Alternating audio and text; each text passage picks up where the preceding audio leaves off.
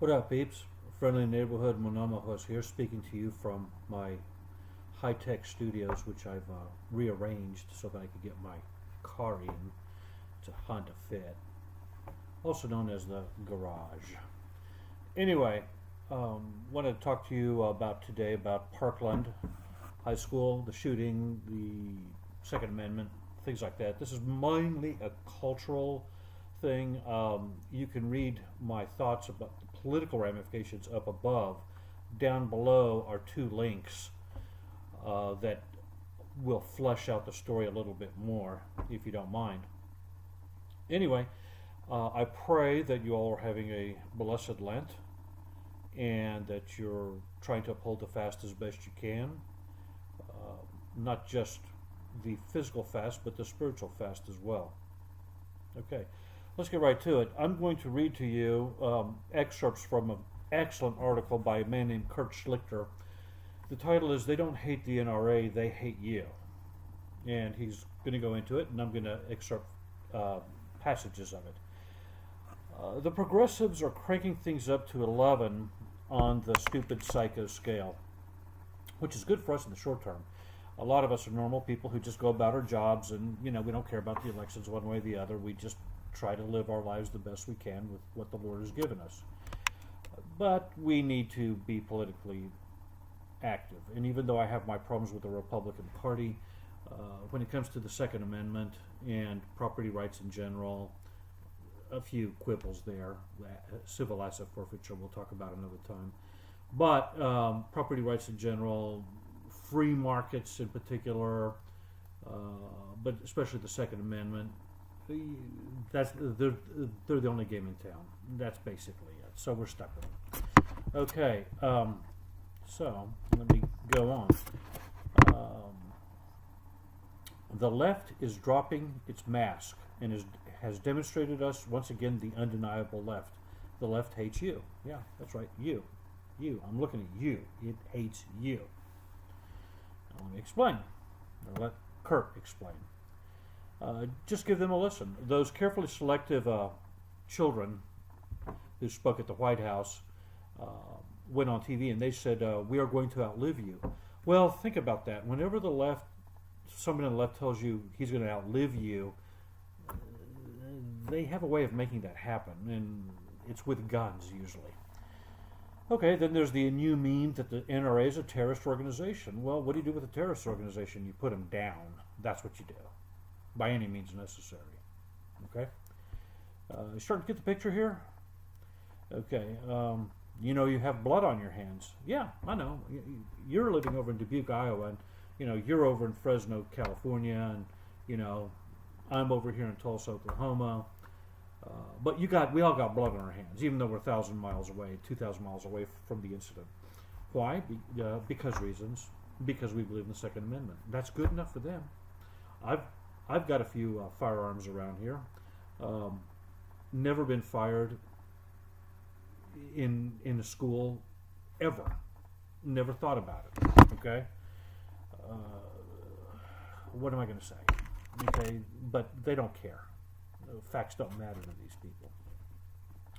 Okay, they say they want to have a conversation. It's a conversation about how you are going to be disarmed and disempowered and at their mercy. Crazy talk? No. Don't be gaslighted. They will tell you exactly what they want for you if you give them long enough. The beauty of social media is these creeps just can't help themselves. You just have to have the strength to listen and accept the truth no matter how unpleasant it is. Many of them want you dead. Again, they will tell you outright. Others will be satisfied with you just being serfs, unable to participate in your own governance, obedient, working hard to fuel the liberal redistribution machine that pays off Democratic constituencies. To the fields, flyover drones. Really, they do have an Achilles heel. The first Achilles heel is they think they're entitled. They're precious snowflakes, okay? And their opinions matter and yours doesn't. The second is, because of social media, they just go ballistic and they just vomit out every stupid idea, damnable heresy, and repellent thought that they have, and they don't care. Unfortunately, it comes back to bite them because there are people who read social media, and say, well, did you really mean that Republicans should die? Okay, really? Do you really mean that? You're taking it out of context. Well, it's right here in Facebook. It's on your Instagram shot. Okay, that's their second Achilles heel. First is that they're precious snowflakes who believe they're entitled to an opinion, and you're not. Second is they just vomit it out over social media. Okay. This is interesting, though. This is an interesting point. Understand that the left doesn't hate the NRA. The NRA stuff is a distraction. Leftists are dumb, but they understand the power of the NRA is really the power of millions of normal Americans coming together to defend their right to protect themselves, their families, their communities, and their Constitution. That's why they fear it. That's why they can't abide it. That's why they want your voices silenced. They're going after the First Amendment too, folks. Trust me on this. They are. And the left doesn't hate guns either. In fact, the progressives fully intend to be the only group left with any guns at all. Okay. At best, the government that they promise will protect us will make excuses why they can't see red flags waving and why they can't be expected to actually protect us. Liberals have just come out foursquare in favor of police cowardice. And you certainly can't expect a Democrat-run law enforcement agency like the Broward County Sheriff's Office to protect you, because that would be scary to the poor government workers. Where does that leave you? You can't protect yourself, and in return, no one from the government will protect you either. That whole outliving talk looks more and more sinister every day. And at worst, there are 100 million reasons never to be disarmed and at the mercy of leftists. In the last century alone, over 100 million people were killed by leftists. Okay. Your life means nothing to them, just as the lost lives in Chicago mean nothing to them. There are several parklands a month in the Windy City, the murder capital of America. But the Democrats who run it don't care. They know where the bad guys are. Think about that. They know where the bad guys are. They won't act. Instead, they feign concern over the children because faking outrage will help them do what they really want done. That's why you have them arguing that the idea of a cop actually doing his job was crazy. Okay? Don't be mad at Sheriff Israel. Okay? On the one hand, they say you don't need guns because the government will protect you, and then we just saw in Parkland the government can't protect us. They want you disarmed and disempowered, not the nuts, not the criminals, not the gangs who infest our cities, not the terrorists, not the illegal aliens, not ISIS, not MS-13. They don't want them disarmed. You. Why? Because they hate you. They hate that you won't submit. They hate that you won't obey. And they hate that you refuse to give up your only means of protecting yourself and preserving your rights. They hate you. So what do you do? I'll let you read the rest of it down there. It's a very good article. Now I just want to add my 2 cents worth. 3 things basically, which leads us to this impasse. First of all, Sheriff Israel and his deputies need to be tarred and feathered. Short of that, they need to be put in prison and being the wives of some biker gang like the Aryan Brotherhood or something like that. They really need that. They really, really, really need that.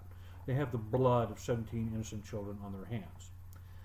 2, the FBI. Bless their little hearts. They knew about this guy for years now, 2 years at least. There were red flags waving all over the place. Why didn't they do anything?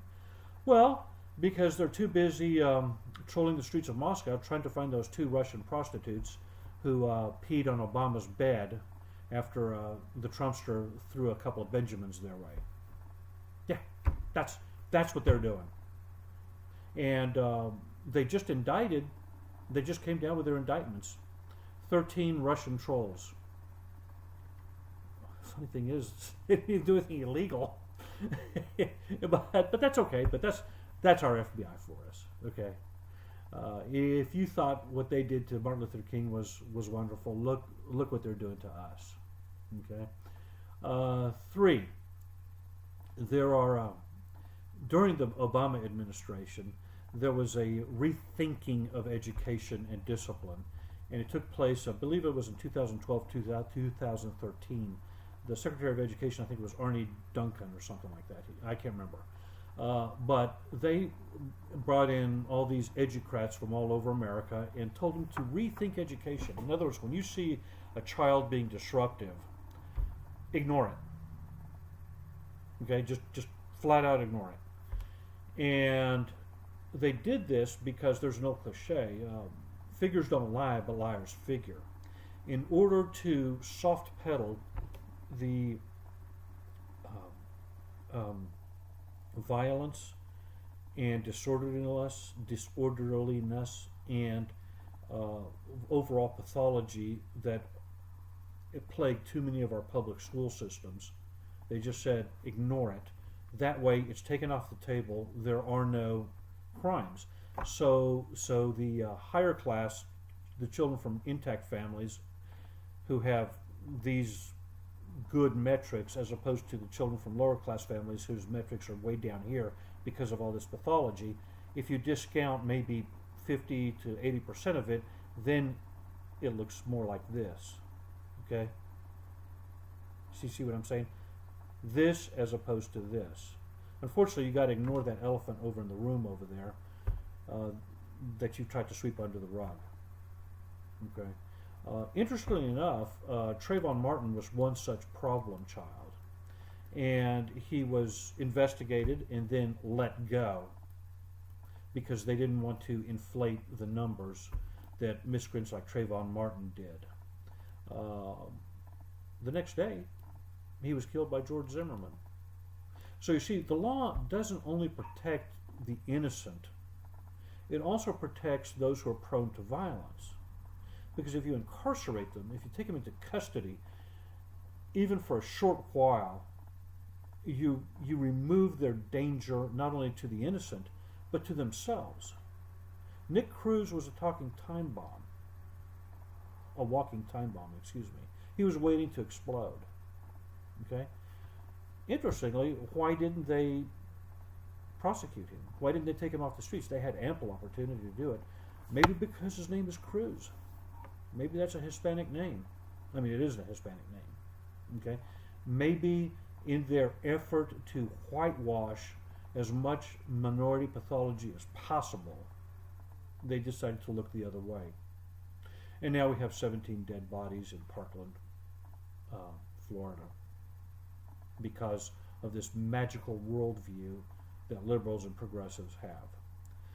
More will be said on this at a future time. In the meantime, Pax Vobiscum, let's try to love one another, and adios.